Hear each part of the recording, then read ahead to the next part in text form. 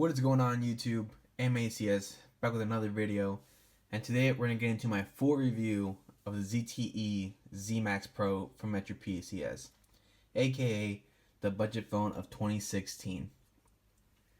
Now, I already made a separate video unboxing and getting into whatever comes in the box and my first impressions of the phone in another video, so if you want to look into that, check that video out. Video will be in the description below. Check that one out before you check this one out for sure. So anyways, jumping right into the review. Now, I'm gonna start out with the build quality. Now, $100 can only get you so much, but in this case, it's getting you a lot.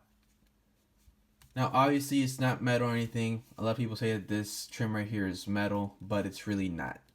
I mean, it's plastic, but it looks like metal. So I mean, it's nice. It looks nice. I'm not saying that it's ugly. It's just people are giving this way too much credit sometimes. Plastic all around. Excuse me. Plastic all around. No metal anywhere. But I mean, nonetheless, it feels pretty nice. Has a nice weight to it, so it doesn't feel cheap at all. I mean, obviously comparing it to other flagship phones, like for instance my iPhone 7 Plus. It's obviously going to feel cheap compared to that. But I mean, if you're coming from any other phone around this price range, this will be a big step up as far as build quality goes. Very nice. Buttons are super tactile. That's what I really like it. Most of the ZTE phones actually have really nice really nice buttons. So that's nice. I don't know if you can hear that. That is super tactile, and I've been using this for a while now, so for them not to wear out is amazing. And I did not buy this phone straight from Metro PCS. I bought this from a previous owner, and he was able to unlock this phone, so that's awesome. So this phone from Metro PCS, but it is fully unlocked for any other carrier, as you can see there on the top. I have it with my AT&T SIM card, so fully unlocked, works perfectly. But anyways, back to the build quality. I got a little off track there, but back to the build quality. Like I said, full plastic build, has a nice weight to it. It's got a nice design going on too, with these like rose gold kind of trim around the fingerprint scanner, the camera, and then the buttons here. Gives it a nice premium look. ZTE logo in the back. Now, this right here is just a huge negative. Now, I'll get into the quality of the speaker, but the placement is just terrible. Right? I mean, I've seen phones with the speaker up here next to the camera, so I mean, this is at least better than that, but I mean, I would have rather have had that on the bottom at least. You know, I'm not asking for no stereo speakers because obviously $100 phone, you can't get everything in here. But if they would have just put that on the bottom, that would have been awesome. That would have made that speaker sound a lot better. So that's a big negative as far as the build quality goes, or the build of the phone. Now, as you can also tell, like I mentioned before, it has a fingerprint scanner. So $100 with the fingerprint scanner, that's awesome. Now, there are phones coming out this year that are around this price range with fingerprint scanners, like the LG Silo 3, I believe, has a fingerprint scanner in the back. It's a bunch of different phones coming out. But I mean, this is a phone last year that basically was the only one in its price range to have a fingerprint scanner. Now, is it the best fingerprint scanner on the market? Obviously not. I mean, it's not even that accurate most of the times. The one thing that's weird about it actually is I use it a lot with my right hand, so I use my right index finger for the scanners a lot of the time. But if I switch it over to this one, it takes a couple of tries because it's just used to reading this one. So, see, I have to do it a few times. But if I do it with this one, it's fast. So that's weird. This one's obviously scanned and everything, so I don't see why it would take so long to read this one. But I mean, whatever. The point is you still get a fingerprint scanner, so that's awesome. So this is a 13 megapixel camera as well with this flash. I'll get into the camera quality later. I'll give you a little sample of the video quality that it provides. I didn't take too many pictures with it. I did try to record a video though with this camera, and let's just say I wasn't a big fan of it, so I decided not to upload that. But I may as well do that though. Anyways, and up front, you get your speaker for your phone calls and whatnot, and then your capacitive buttons in the bottom, which do light up, so that's awesome. And I know you may ask if it has a notification LED light, and it does, but it's on the home button. So if you get a message or whatever, that's just gonna like glow slowly, but it's gonna glow. So that'll be used as like your notification light. So that's pretty neat. So that's about it for the front. I've got the camera up here. I totally forgot how many megapixels that is, but I mean, it's not the best camera. So I don't want to get too into the cameras because that's just a part of the phone that is just not good. They're okay, they're just not good. But now into performance now. It's been pretty solid so far. Now I've had this for a little over a week now, and I've used it daily. Not as my daily driver because I'm using my iPhone 7 Plus as my daily driver and whatnot. So I'm not using it as my daily driver, but I use it for like videos, to watch videos and stuff like that, to go through Facebook or Twitter or Messenger, play a few games like the ones I have here, check on my channel and whatnot. Just doing basic tasks that you would do with any other smartphone except for text and calls. But so far, it's been pretty nice. I mean, it's not the fastest phone out there, and the 2 gigs of RAM that it has doesn't really help. But I mean, for $100, performance in this one is pretty decent. As you can see, this is not the stock look out of the box. Decided to put on Nova Launcher because I just like Nova Launcher and I like icon pack and whatever. Gives it more of a stock look. But if you go up here to the settings and then now I gotta go back.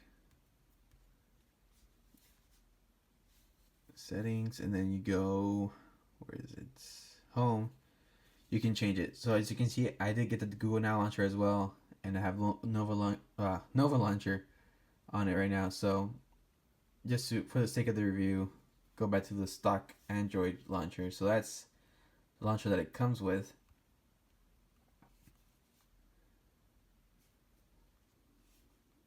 Sort of stock, but I mean, I just like adding features here and there on Nova, so I just use Nova most of the time.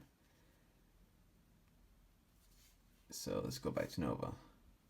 Okay, so performance, like I said, solid for the price. Obviously, it's not going to compete with your iPhone 7 Pluses or your Galaxy S8 Pluses or your Pixel XLs or whatever, or even phones like the Honor 6X or the Xiaomi Note 4X or any of those phones, because obviously, with the Snapdragon 617 and 2 gigs of RAM, it's just not gonna outperform those phones at all.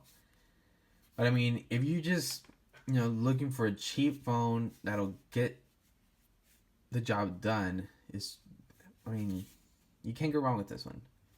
Especially if you can get it for less than $100. You should definitely pick this up. So battery life has been pretty good actually. I've been surprised at the battery life. Now I did receive an update when I first got this phone. So I can show you real quick about phone. I did get an update. Oh, I have another one actually. So it's an update. Do I? Okay, no, I'm up to date. So I got this update for this one a few days ago. So I put it on there. And it did improve battery life actually. Beforehand, I was getting okay battery life, around 2.5 hours of screen on time. But now I'm getting around 3.5, so it added an extra hour or so. Really solid. I've only charged this maybe once since I've had this. I mean, I don't use it all day, every day. But I mean, for the stuff that I've used it, you know, I would think that it would have died by now. But I mean, so you can see, it's at 36%, and I haven't really charged it. So I've only used this once, so that's pretty crazy. I mean, it lasts a while. I tried to record a video with this, and I still didn't have to charge it. So battery life has been pretty surprising. So thumbs up on the battery life for sure. Now it is running Android 6.0.1.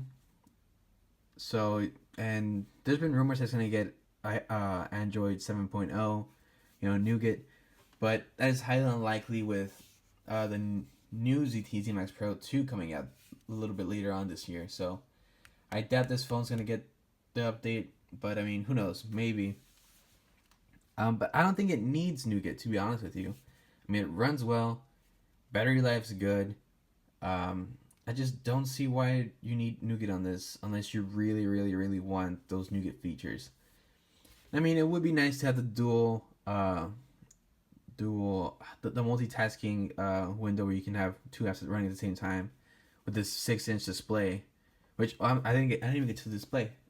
This does have a 6-inch display, full HD 1080p, and pretty surprising at this price range that it's actually a 1080p screen, because most budget phones around this price range don't have these types of screens. But I mean, as you can see, that screen is pretty nice. It is almost comparable to the iPhone 7 Plus, to be honest with you. Obviously, 7 Plus gets a little brighter. You may suffer a little bit out in the sunlight. I've used it a few times outside, and it does suffer a little bit in its brightest setting. Like right now, I have it there, so if I just tune it up a little, it gets decently bright inside. Outside, it does suffer just a little bit, though. I mean, you can still see it, but it does suffer a little.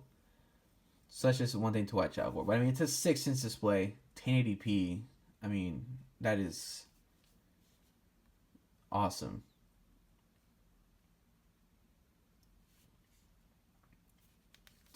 32 gigs of onboard storage as well. So you have no 16, no 8, like most phones that are on this price range. It has 32 gigs.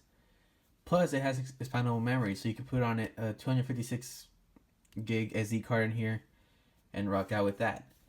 Why would you need a 256 gig SD card? I don't know. But I mean, if you do, it's there. 32 gigs of onboard storage already, though. So, I mean, that's great.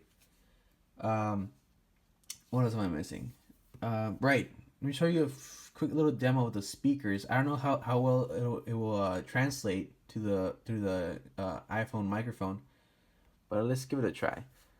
Open up YouTube and see what's on here. Let's go ahead and watch Jay Will's new video. Shout out to Jay Will. Hey guys, welcome back to another video. It's your man Jay Will. So I'll be brief. This is Monday's smartphone news, so let's jump right in. So first thing on the chopping block today is more things are heating up about the iPhone.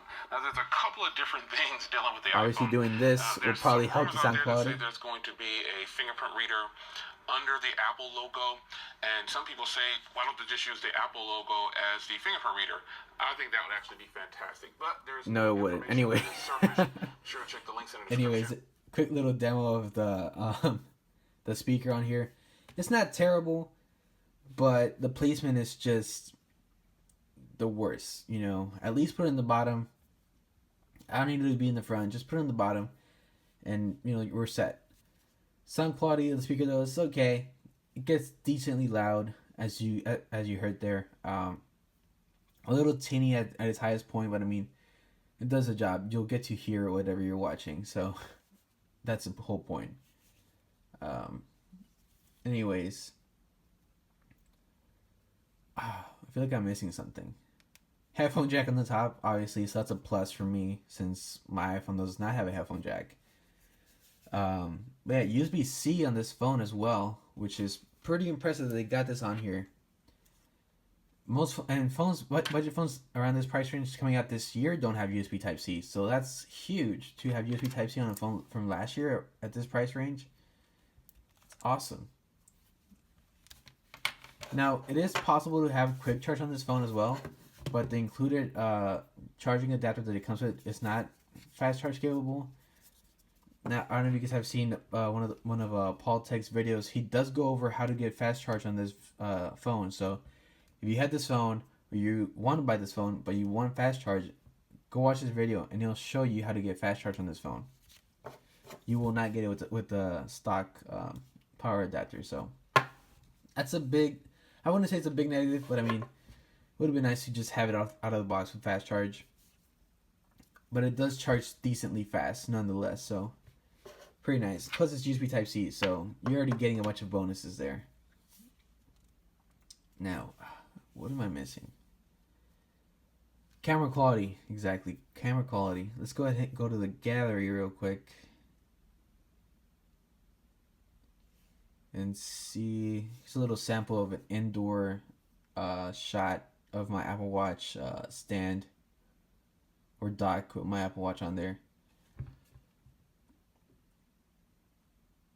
Not great, but I mean, it does the job. This isn't no iPhone 7 Plus or anything, so, but I mean, for the price, the camera is okay. You know, I mean, I wouldn't use this personally to record any videos or whatever. Let me show you real quick. I tried to record this video from my iPhone earlier this week. Alrighty, what's going on YouTube? MACS back with another video today. And right now I'm just sort of testing out the ZTE ZMAX Pro's camera. So I'm making this quick video on this OtterBox symmetry case for my As you can see, the mic quality isn't the best as well. It's the best case for the iPhone 7 Plus out there right now. The focus is just off there. I got this one at Amazon. Anyways, I mean, if you're on a budget and you just want to make YouTube videos, screw it. It doesn't matter what kind of camera you have as long as you make the video and post it up. This does not matter what kind of quality you have. But I mean, me using the iPhone 7 Plus for so long now, it just, I don't know. I feel like I'm going back a step using this camera. You know, obviously. I mean, like I said, if you just have this phone and you just want to make videos, this camera will get it done for you. So there's that. Just trying to think of anything else that I'm missing. I did make a little cheat sheet on the side here, so I'm just taking a look at that real quick. I already did camera. I already did battery life, performance. The display is amazing. Again, 32 gigs of storage, expandable with 256 gigs for the SD card. Snapdragon 617, 2 gigs of RAM. USB Type-C. I mean, this phone is just, it's awesome, you know. For the price, you get a lot. Nice design, nice build, solid performance, just all around great device. So if you have a chance to pick this phone up under $100 with Metro PCS, you could probably get it for under $50 and then just unlock it from there and use it with whatever network you want to use it with. So I mean, like I said, if you can get this under 100, go for it. If you get it unlocked under 100, that is a must buy. This one is a must buy for, you know, your parents that aren't really that tech savvy but want a big phone and they think the fingerprint scanner is fancy.